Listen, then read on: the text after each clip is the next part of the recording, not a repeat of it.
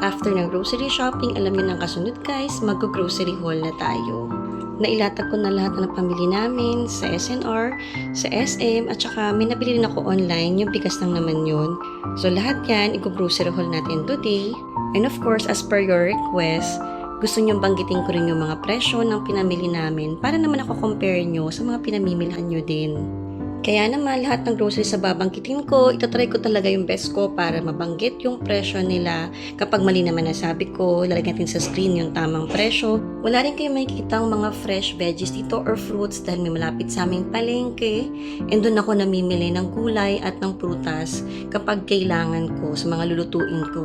Simulan na natin mag-grocery haul guys and unahin natin tong nasa areang to para mabalik ko agad tong mga to sa ref dahil ito yung mga kailangan naka-fridge and kailangan naka-freezer. Makikita nyo nga yan, kakalabas ko lang sa ref. Talagang medyo frozen na rin sila. So kailangan ibalik ko agad to. And as per your request din, tatry ko ring sabihin kung anong gagawin kong luto dito sa mga pinamili ko para magkaroon din kayo ng idea kung ano yung meal plan ninyo. Dahil alam ko na struggle talaga sa ating lahat ng mami yan, yung pag-meal plan. Sobrang hirap talaga mag-isip kung ano ang lulutuin na picky eater yung mga anak din natin. Bago ako mag-grocery, gumagawa pala ako ng grocery list and gumagawa rin ako ng meal plan for 1 month. Para in that way, alam ko kung ano lang yung mga bibilhin ko at makaiwas dun sa mga hindi ko naman kailangan bilhin. And kaya gusto ko rin na itong monthly na lang kung mag-grocery kesa yung twice a month para maiwasan ko yung pagbili ng mga kung ano-ano na hindi naman namin talaga basic na kailangan. Less trip sa grocery, mas maiwasan din talaga yung temptation na dumampot na kung ano-anong gusto nating itry. Pero syempre, nag-give in naman din talaga ako sa mga gusto kong subukan or gusto namin matikman paminsan-minsan. Hindi naman na mawawala yun and kung may extra budget naman talaga, pwede naman. Simulan na talaga natin mag-grocery haul guys dahil baka mato na tong mga nandito sa counter. So yung first one is itong Coco Panda na premium rice. 25 kg ito. And this one is 1,150. Binili ko lang to online. Dito sa may subdivision kasi namin, merong group na mga nag-online selling. So dun ko siya in-order and dinideliver to sa bahay. So diba, hassle-free. Ang bigat pa naman magbuhat ng mga ganito. And as requested ng mga bata, next time na mag-grocery ako, dalawahin ko daw yung salmon fillet. Dahil talagang na-miss nila yung honey glazed sriracha salmon na niluto ko last time. Di ako bumibili nito masyado na dahil sobrang mahal talaga niya. So ngayon, binawasan ko na lang yung binili kong pork steak and then pinalitan ko nitong salmon. Dahil ito nga, mas gusto talaga nila to. Ang unit price ito is 1,099. Ang weight niya is 1.6. So, ang total price niya is 1,758.40. And yung isa naman is 1,730.93. Kapag niluluto ko naman tong salmon, good for 2 meals na naman siya. Yung isang ganito, 2 meals na yung katumbas niyan. So, 4 meals na to, pang isang buong araw na ang isang bag ng salmon. And ang ginagawa ko nga lang luto dito is honey sriracha salmon. Ayaw nila ng ibang luto eh. Gusto kong mag-try sana. Try ako ng binake ko naman din siya. Hindi nila ganun ka-type yun. Yung baked salmon na may mga veggies, mas gusto pa nila yung honey sriracha. And okay na naman sa akin kung yun ang gusto nila. And sinasamahan ko nga ito ng broccoli. And next one naman is itong maple cured ham, smoked ham. Ang unit price naman nito is 679. Ang weight nito is 0.4. And ang total price niya is 278.39. Isa lang yung kinuha ko nito. Next naman is itong sangyupsal, pork sangyupsal. Dalawa yung kinuha ko nito. Ang unit price naman nito is 469. Ang net weight niya is 1.4 and total price is 656.60. And yung isa ay 675.36. Usually, mga pang weekend na ulam namin to guys. Pag weekend kasi, gusto namin yung nagsasangyupsal. And mas may time kasi kaming mag-grill kapag weekend. So weekdays, medyo mahirap yun. Pag Friday, minsan nagkasangyupsal din kami, pero usually talaga pag weekend. Next naman is yung pork moksal. Ito yung ginagamit ko pag gumagawa ko ng Japanese na pork curry. Ang unit price naman ito is 379. Ang net weight niya is 1.3. And ang total price ito is 494.60. Dalawa nga yung kinuha ko. And yung isa naman is 513.55. So sa meal plan ko, 2 beses akong magpo-pork curry. Actually, ganun ang ginagawa ko guys. Every 2 weeks, inuulit ko na lang yung nakalista ko or babaguhin ko lang ng konti para mas madali lang mag-meal plan. And next naman is itong pork sisig. Ang unit price ito is 450. Ang net weight niya is 1.05 kg. Ang total price nito is 472.50. Ngayon ko na lang ulit nakita ito sa SNR. Gustong-gusto namin itong sisig na to kasi masarap itong sisig ng SNR. And finally, nung nag-grocery kami ni Daddy, natuwa ako na nakita ko siya ulit. Kasi mahal naman talagang bumili pa rin ng sisig and hindi talaga ako mag-e-effort na gumawa nitong sisig. Feeling ko matrabaho kasi siya. Kaya, okay lang na bilhin na lang to. And kasi hindi lahat kami may gusto niyan. Si Shobe, hindi siya masyadong fan ng sisig. Isa lang pala yung kinuha ko niya. And next naman is itong premium pork steak. Ang unit price ito is 462. Ang net weight niya is 1.4.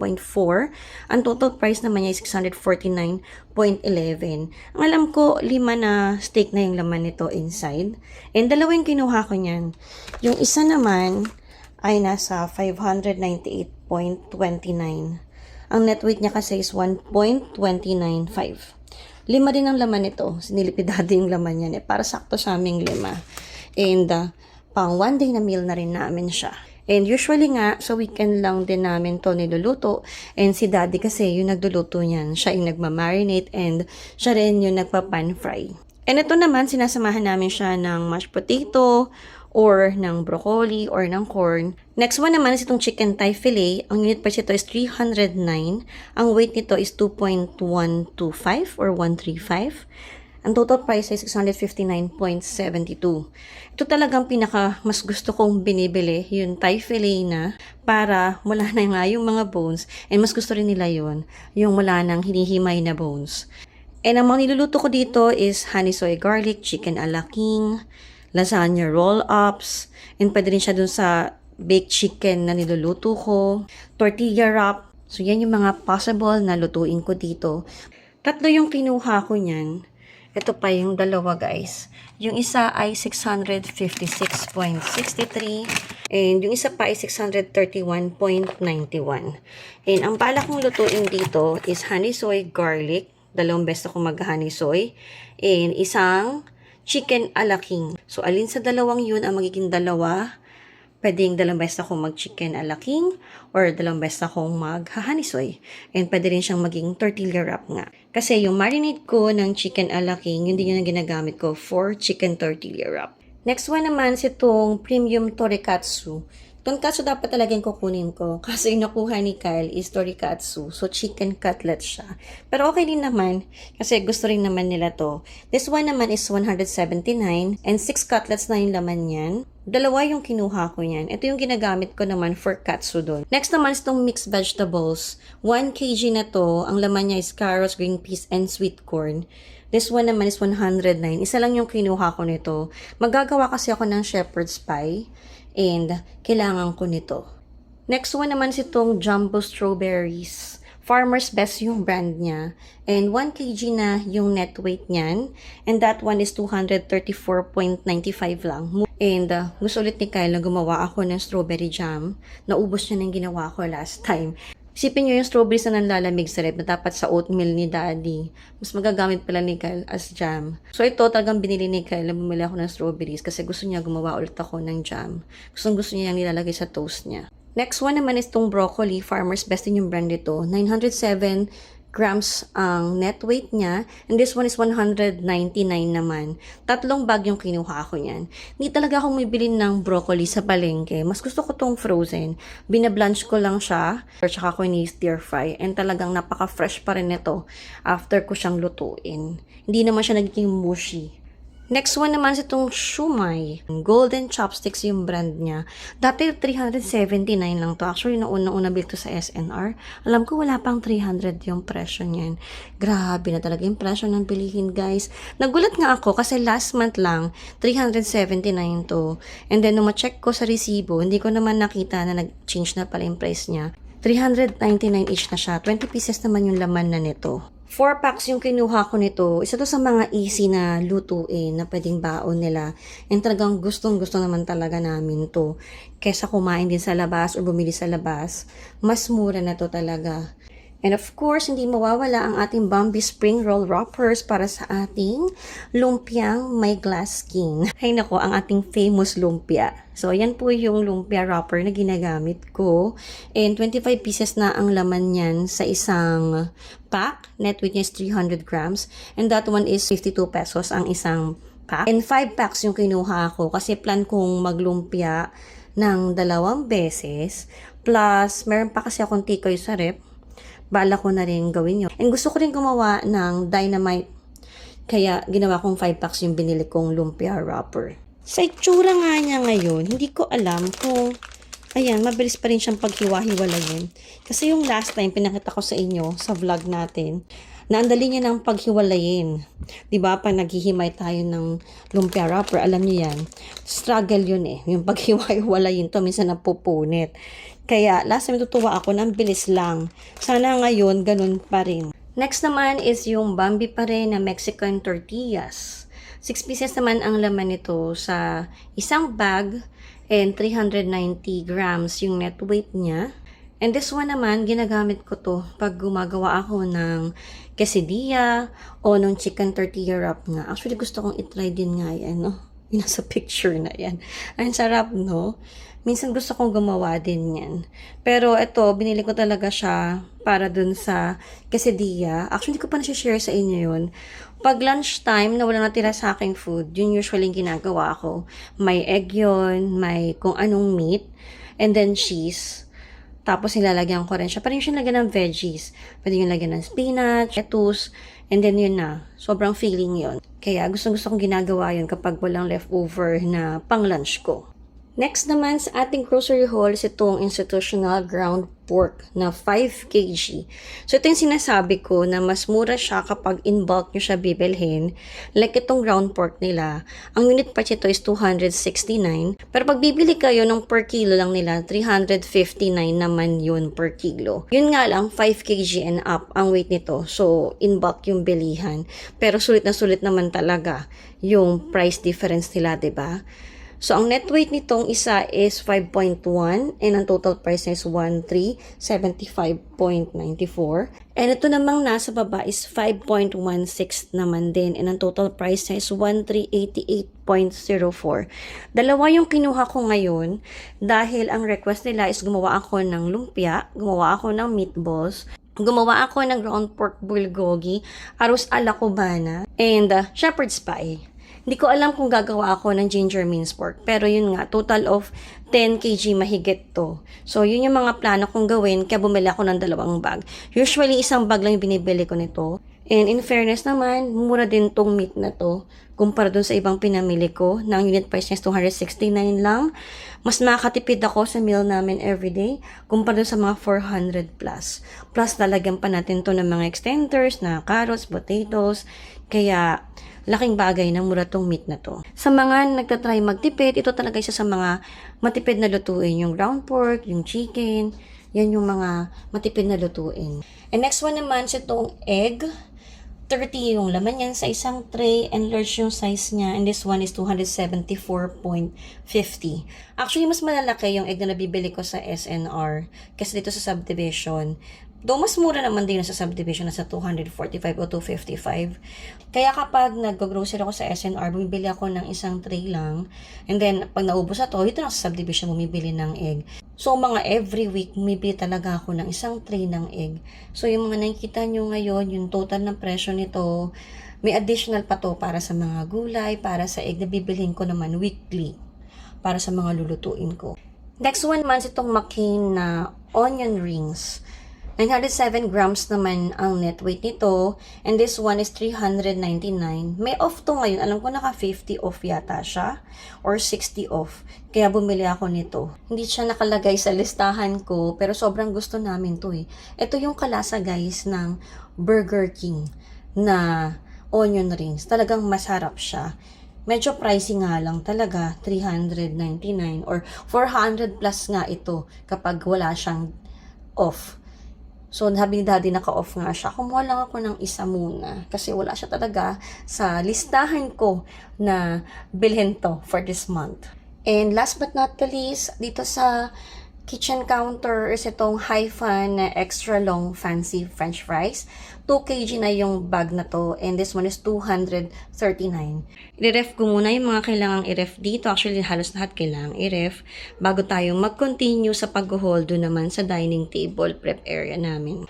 Nalagay ko na sa ref yung mga kailangang i-ref guys. Tuloy na tayong mag-grocery haul. Dito naman tayo ngayon sa dining table. Lagi pala akong tatanong saan ko nabili tong stainless steel na dining table namin. Sa HMR to guys, sa may Pioneer, pero matagal ko na tong nabili. Mga more than 8 years na. 8 to 10 years na nabili to. Kaya talaga matibay siya. And actually, masaya ako na ito yung dining table din namin ngayon. Dahil hindi ko kailangang mamroblema pa nagpapatong ako ng kung anong pagkain kapag nagluto ko dito. Alam kong durable siya. Hindi ko kailangan maglagay-lagay pa ng cork. Diretso dyan na yung mga pan at yung mga maiinit na pagkain. Dito natin simulan sa mga cheese at saka sa butter para ma-ref ko na rin to. So, kumuha rin ako ng Eden na creamy slices. 10 pieces ang laman yan sa isang pack. And 120 pesos naman ito. And dalawa yung kinuha ko niyan. Ito yung pinakamura na cheese slice na meron sa market. Dati Anchor yung binibili ko. Kaso ang mahal ng Anchor. Magto 200 din yun. So, ito na lang ang binibili ko, itong Eden. Masarap din naman siya. And yung next one naman, itong buttercup na margarine. This one is 52 pesos. And dalawa yung kinuha ko nito. Ito yung mga ginagamit ko kapag panluto lang. Pero pag pang-bake, iba ang ginagamit ko. Butter talaga, guys. And kumuha rin ako ng Eden cheese, yung original. 433 grams naman ang net weight nito. And this one is 142. Dalawa yung kinuha ko nga niyan. Ang mga grocery ko lang naman mainly talaga ngayon, aside from mga meat, mga spices, toiletries, and snack ng mga bata. Yun lang. So next naman sa ating grocery haul, itong Super Delights na butterscotch bites. 20 na ang laman nito sa isang pack. 280 grams ang net weight nito, and this one is 99.50 ang isang pack. 4 yung kinuha ko. Sobrang favorite ng mga bata to. Next one naman sa itong Oreo na original. 9 na ang laman nito sa isang pack. And this one is 77.95. Isa lang yung kinuha ko nito kasi may stock pa kami ng Oreo. Next one naman is yung Hansel na mocha sandwich. This one naman is 69.95. 10 yung laman niya sa isang pack. Isa lang yung kinuha ko rin ito. Kumuha rin ako ng Tiger Vanilla. 10 yung laman sa isang pack. 2 pack yung kinuha ko. This one naman is 76.50. Talagang favorite ng mga bata to. Nung toddler pa sila, kambal. Ito sa mga favorite talaga nila na snack. Next one naman si itong Fibisco na chocolate chip cookies. Net weight ito is 600 grams, yung ganyang isang tub. And this one naman is 259.95. Isa lang yung kinuha ko. Next one naman si itong triple chocolate ring cake. 379 ang unit price ito and buy one take one siya. Isa to sa mga promo ng SNR na gusto kong binibili kapag nagba-buy one take one yung mga sa pastry section nila. Yan, yung ring cake. And itong triple chocolate lang yung gusto ng mga bata. Ayaw nilang ibang flavor. Kapag ibang flavor kasi ang binili ko, mag-end up na ako ang kailangang umubos. Kumuha rin ako ng sliced bread, yung gardenia. And dalawa yung kinuha ko. 85 pesos naman yung isang pack nito para sa mga toast ni Kyle to and pag morning, pang breakfast nila. Actually, yung ring cake, ganun din, pang breakfast nila sa morning. And ito namang bread, pang breakfast din, and pang toast, and pang mga palaman na meron sila. And gusto rin ng mga bata to kapag tinutoast ko siya, tapos nagpa-fried ako ng egg, yun lang nilalagay nito plus cheese. Okay na sila yun na pang breakfast. Next one naman is itong Ellie na unbleached all-purpose flour. 1 kg to, and resealable yung bag niya. And this one is 94.50. Dalawa yung kinuha ko nito. Actually, pag pang baking, ang ginagamit ko talaga at ang gusto ko is yung Maya. Pero pag pang luto, pwede na rin tong Ellie. And actually, pang bake ito na rin ginagamit ko para tipid-tipid lang din kasi mahal talaga din ang Maya. Pagpasensyahan nyo na guys kung may maririnig kayong ingay ng mga pusa. Ngayon nila naisipang mag-ingay habang nag-haul ako. So, please bear with me. And deadmahin nyo na lang muna yung ingay ng mga pusa sa paligid. Gusto ko na rin matapos tong haul na to and hindi ko na sila mahintay na tumahimik. So, ang next one naman is itong chocolate, yung peanut milk chocolate. 24 ang laman niya sa isang pack. And this one is 54.50. Dalawa yung kinuha ko. Gagamitin ko to para sa champurado kasi yung mga bata nga gusto na nila lagyan ng chocolate yung champurado nila plus powdered milk. May powdered milk pa akong stock so chocolate lang yung binili ko. Next one naman is itong Knorr Chicken Broth Cubes. 36 pieces na ang laman niya. Actually, tatlong box yan. Tagka 12 pieces yung laman. And this one is 197.50. And ang patunay na nagtitita ka na or tumatanda ka na dahil masaya ka na sa sight ng mga ganitong bagay, must have na to sa kusina. Nakakatuwa itong members value na mga spices. Meron na siyang maliit na version. Kasi McCormick ang lalaki sobra, diba? And mahal din kaagad pag bibili ka. Sulit naman, kaso ang mahal lang kasi ang lalaki nga sobra. So ngayon, naglabas na yung members value ng ganitong mas smaller. Actually, meron akong isa pa niyan yung cinnamon sticks sama ko. Ayan, mas kompleto na ang tropa. Pero matagal ko na nabili itong cinnamon sticks, guys, So itong 4 lang yung bagong binili ko. Yung ground onion. Ang net weight niya is 9.52 ounce, 270 grams siya. And that one is 199. Tapos yung garlic naman, 280 grams naman siya and 159 naman yun. And then yung paprika, 200 grams, 149 naman yun. And then yung bay leaves, 30 grams, 85 pesos naman siya. O diba, how cute talagang tignan sila. Parang gusto ko silang kompletuhin. Lahat ng meron sila. Kaso may mga lalagyan ako, diba, ng mga spices ko. So, siguro, yung mga talagang di ko nilagay sa lalagyan na yun, pipili ako nun ganyan. Ang cute lang talaga niyan tignan. Talagang tumatanda na ako kasi ganitong mga bagay na yung cute para sa akin. Next one naman is itong SM Bonus na Bukidnon 100% real honey. Ang net weight niya is 455 grams and this one is 180. Isa lang yung kinuha ko nito and ginagamit ko yan pag gumagawa ko ng honey soy garlic. And sa sriracha salmon. Next one naman is itong bulgogi sauce. Ito yung ginagamit kong pang marinade or sauce pag gumagawa ko ng ground pork bulgogi o pang samgyupsal namin. Yan yung pang marinade ko rin ng meat. This one naman is 209.50 and 4 yung kinuha ko. Mas gusto ko yung brand na to kasi dun sa bibi ko. Mas gusto namin yung lasa nito. Mas mura to sa Korean Mart like sa Giyami. Kaso hindi ko alam kung may time kasi ako na bumili pa sa Korean Mart. Kaya kumuha na ako nito. Kumuha rin ako ng Likam Kino Oyster Sauce. Yun talagang gusto kong brand. And 907 grams yung net weight niyan. And that one is 242. And kumuha rin ako ng 1 bottle, 500 ml na Knorr liquid seasoning. 169.50 naman yung 500 ml na bottle. Next naman is yung SM Bonus na cornstarch. 400 grams naman ang net weight niyan. And 36.50 ang isa niyan, dalawa yung kinuha ko. Next is yung sesame seed. Kumuha lang ako ng isa. 17 pesos naman ang isa nito. And the next is yung crab and corn soup. 55 grams yung net weight niya. Ito yung mas malaki. This one is 52.50. 4 naman yung kinuha ko nito. Next one naman is yung chicken gravy ng McCormick. 12 pieces yung kinuha ko nito dahil gagawa nga ako ng mashed potato para sa meatballs and 29.50 each naman siya. Actually, dapat gumawa ko ng sarili kong gravy dahil medyo mahal din kapag ganito karami yung kailangan kong bilhin. Next naman is itong Jolly Time na The Big Cheese Ultimate Cheddar na popcorn. 3 yung laman yan sa isang box and 166.50 ang price naman yan and 2 box yung kinuha ko. Ito yung mina-microwave lang guys tapos may popcorn ka na. Next is yung White King na champurrado. Up to 10 bowls na daw yung kayang gawin yan sa isang pack. And ang net weight nito is 227 grams. And this one is 74.50. 2 yung kinuha ko. Kapag niluluto ko to guys, binabawasan ko yung sugar nito. Plus, tinatagdagan ko siya ng dark chocolate. Kasi mas gusto ng mga bata yun na mas ma-chocolate pa yung lasa. Next naman is itong Happy na peanut spread. This one is 450 grams naman. And 119.50 ang isang bottle na ganyan, isang jar. And 2 yung kinuha ko. Ginagamit namin yan sa kare-kare. Plus, yung nga, pang spread din sa mga bread. Tinotoast ko yung bread and naglalagay ako ng peanut butter. Actually, mas gusto ko yung mga ganitong peanut butter o yung mga nasa palengke lang. Mas gusto ko yung lasa nun. Kaysa dun sa mga mas branded or yung mga imported like yung mga Skippy. Mas gusto ko yung lasa nito.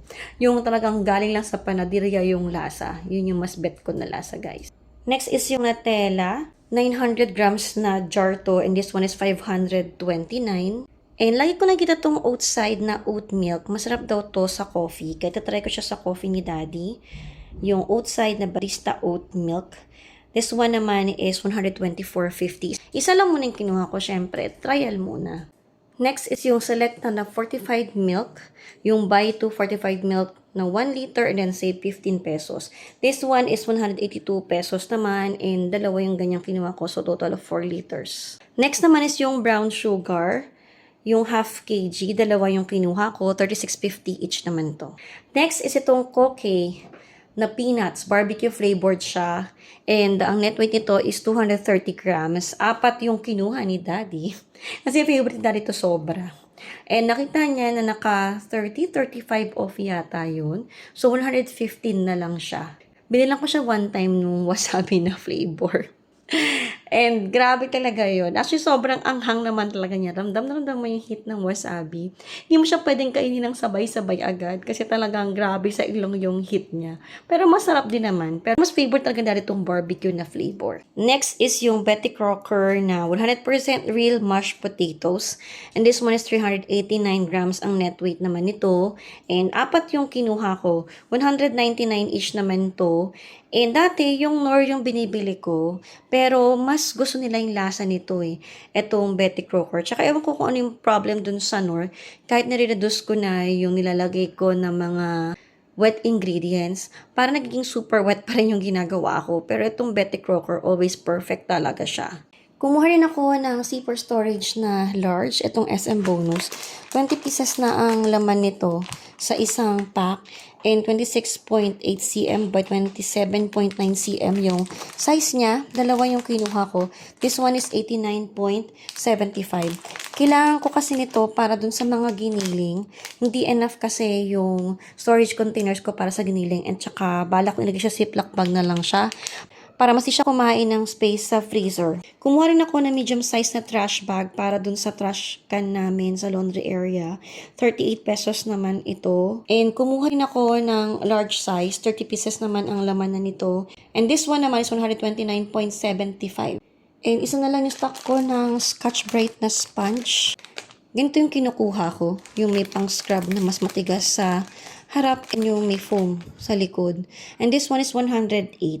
Naka-off to eh. I don't know kung how much yung off niya. Pero 108 na lang tong 3 piraso. Next naman is tong Unilove na wet wipes. Buy 2 take 1 free siya. 80 pesos naman ito. And dalawang ganyan yung kinuha ko. Kumuha rin ako nitong Vitres na Live-On Hair Polish Keratin Shine. 99.75 lang to. Tatry ko lang kung okay siya sa hair ko. Next is yung PH Care na Daily Feminine Wash. So, ang kinukuha ko is yung may real guava leaf daw siya. This one is 179.75, 250 ml na yan. Next one naman is yung Colgate Plaques na mouthwash. And may free na yun na triple action na toothpaste na 193 grams. 429 naman yan. Next is yung Joy na dishwashing liquid. 3 times stronger cleaning power. And this one is 540 ml, yung isang pouch. 3 pouch yan, guys. Yung isa ay ginamit na kagabi. Kasi talagang walang-wala na kaming dishwashing liquid. And 335 yan, yung tatluhan. Mas makasave ka kapag yan yung kinuha mo. And last but not the least, guys, tapos na tayong mag-haul. Is itong interfolded na paper towels. 6 na yung laman yan sa isang pack. And 1 ply siya, 175 pulls.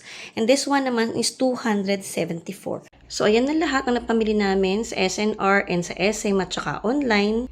And for this month, ang total ng grocery namin is 28.3K ang inabot niya. Pero ang nakakatuwa talaga, ang dami kong nabiling meat this time and hopefully lumagpas ng 1 buwan yun. Kaya kung napanood nyo yung grocery shopping namin, talagang yung bulk ng grocery namin is from SNR na halos 20K, 20,600 dahil yun yung mga presyo ng mga meat, yun talaga yung pinakamahal. And gusto ko talagang sa SNR na mimili ng meat kasi tingin ko mas malinis doon. And andun na lahat yung mga kailangan ko din naman madalas. Yung mga usual na niluluto ko, doon ko talaga nabibili. And kapag bumibili ka rin ng mga in bulk, mas mura din yung presyo. And again, yung mga gulay guys, ito ko na lang bibilhin sa loob ng subdivision dahil meron ditong palengke na malapit lang sa bahay namin, walking distance lang. Mas okay din talaga para sa akin na bibili lang ako weekly or every 2 days kung ano lang yung kailangan kong gamitin sa niluto ko para iwas sira din sa mga veggies sa mahal ng bilihin ngayon. Kaya since malapit lang ang palengke dito, hindi na ako namimili ng maramihan na gulay dahil sayang na masiraan ng gulay ngayon sa mahal talaga nga ng bilihin. Kailangan natin talagang magtipid, kailangan natin mag-find ng way para makatipid tayo. So that's it for today guys. Thank you so much for watching and see you in my next vlog. God bless! Bye!